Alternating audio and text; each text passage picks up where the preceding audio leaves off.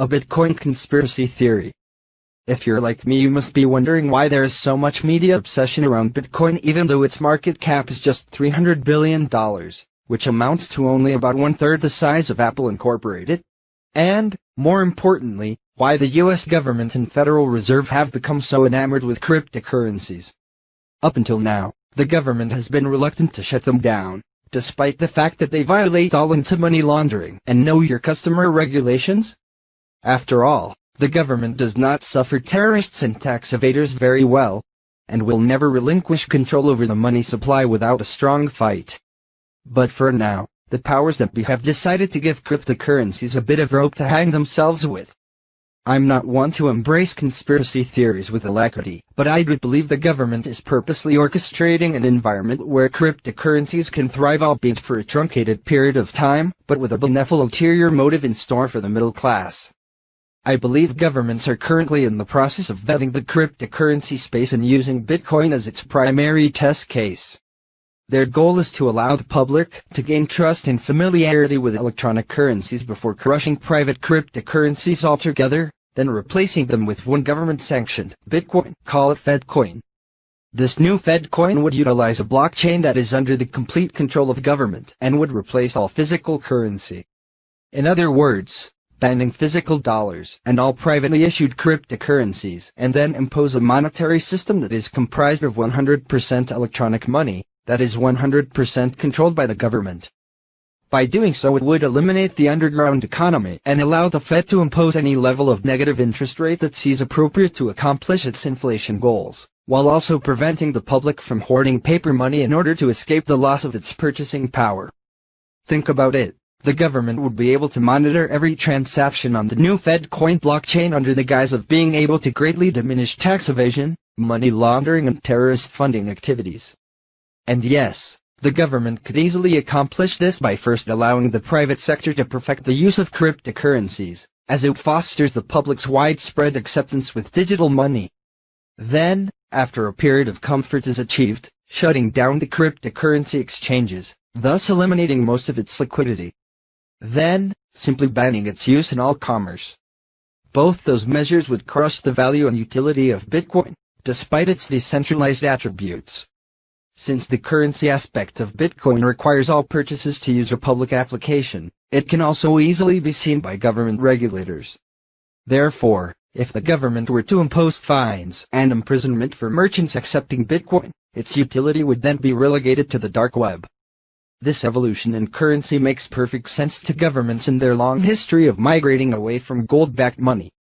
Make no mistake, the Fed is preparing now for the next Great Depression and knows that it needs more tools in its arsenal to fight deflation. The primary purpose of Fed coins will be to push interest rates into negative territory in order to increase monetary velocity and supply. These ideas have been promulgated by global elites such as Harvard economics professor Ken Rogoff, who is on record saying that negative interest rates will be needed in the next major recession or financial crisis, and that central banks should be more to prepare the ground for such policies. But, more importantly, President Donald Trump recently nominated Marvin Goodfriend to serve as a member of the Board of Governors of the Federal Reserve for a 14-year term. Mr. Goodfriend is not only a strong advocate of negative interest rates, but is also in the vanguard for promoting the banning of physical cash and the adoption of a government-backed digital currency. You see, the Fed knows that the next economic crisis is approaching quickly and that it has very limited capability to fight cascading asset prices and plunging GDP growth. This is because the Fed's balance sheet has already increased by $3.7 trillion and the national debt is up $11 trillion since the Great Recession. With only a handful of rate reductions before the Fed funds rate retreats back to 0% once again, our central bank is desperately searching for new tools it can deploy to reinflate the bubbles in which economic growth has become so dependent upon. Simply adding to the debt pile that will be purchased by the Fed may not be sufficient. Negative interest rate policy, NIRP, universal basic income and helicopter money may be needed as well. And NIRP will not work if there are bank runs across the country. Therefore, cash must go away first. The Fed may soon control the degree in which interest rates become negative on your savings. And there will be nothing you can do about it except buy gold. That is, if the government doesn't ban its purchase much like it could with cryptocurrencies. However, you can always hoard your gold until the regime changes. And history assures us that it will keep its purchasing power. The same absolutely cannot be said for cryptocurrencies. The conspiracy theory economics of Bitcoin. The gold standard, an economy with a finite money supply, was accepted mainstream monetary policy up to the early 20th century, when the debt from World War I made it infeasible. Even the winners in World War I tried to back all the paper with gold until the 1930s. But they suffered manic booms and devastating busts, over and over, because there was too much economic activity for the gold on hand. It took until the Great Depression for governments to accept that managing the money supply, injecting money every now and then, managing interest rates, requiring banks to be backed, was not optional, and that they just couldn't do that on gold.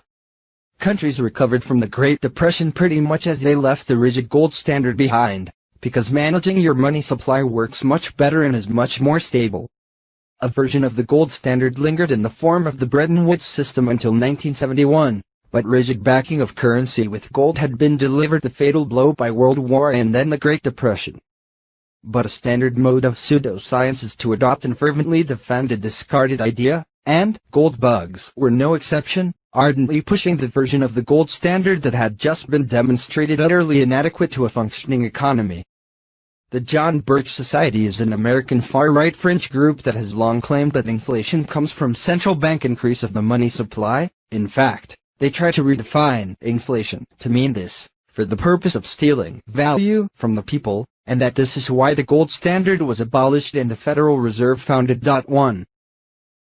Eustace Mullins furthered these ideas amongst conspiracy theorists with the 1993 reprint of his 1952 book Secrets of the Federal Reserve, in which he blames the Fed's creation on the Rothschild-controlled Bank of England. These ideas had also been propagated in the mainstream by Ron Paul in the wake of the 2008 credit crunch and the quantitative easing that followed.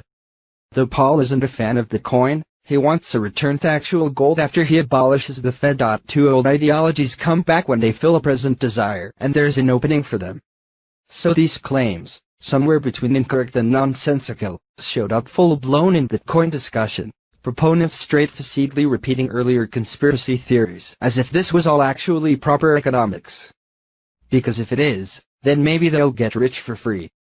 In this context, and particularly in Bitcoin discourse, you'll see many words that look like English, but are actually specialized conspiracy theory jargon.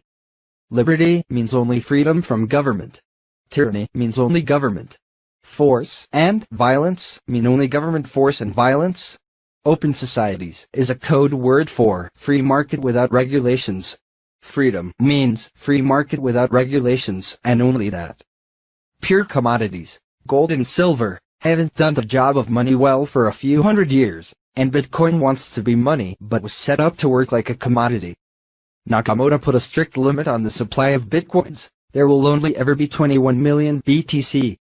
So advocates claim Bitcoin is thus, somehow, sufficiently similar to gold to serve as a store of value in the desired manner, even an internet of true value.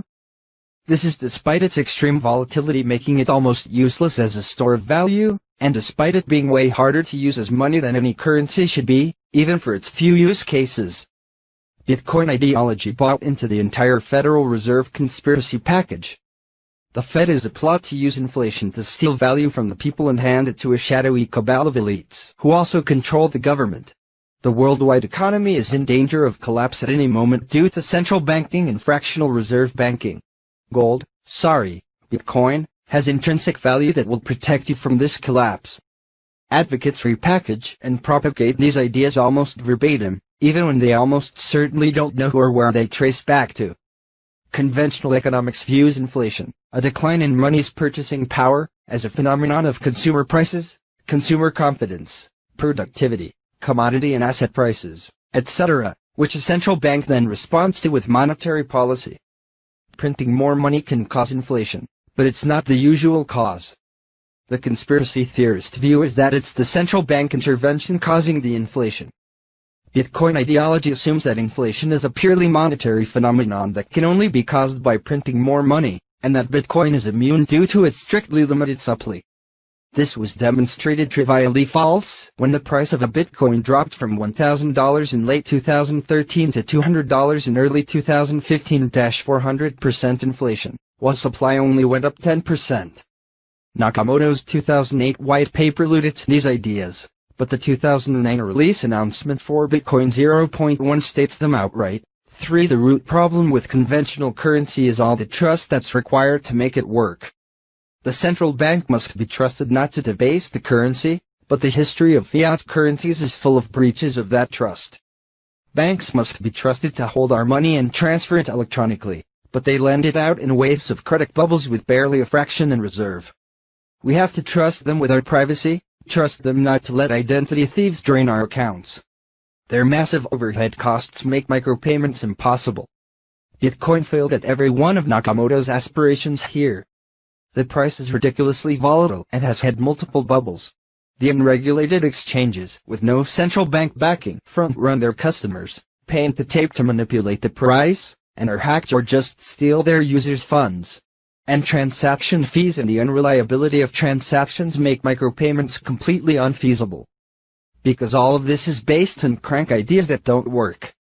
A week after Bitcoin 0.1 was released, Jonathan Thornburg wrote on the Cryptography and Cryptography Policy mailing list, "To me, this means that no major government is likely to allow Bitcoin in its present form to operate on a large scale." 4.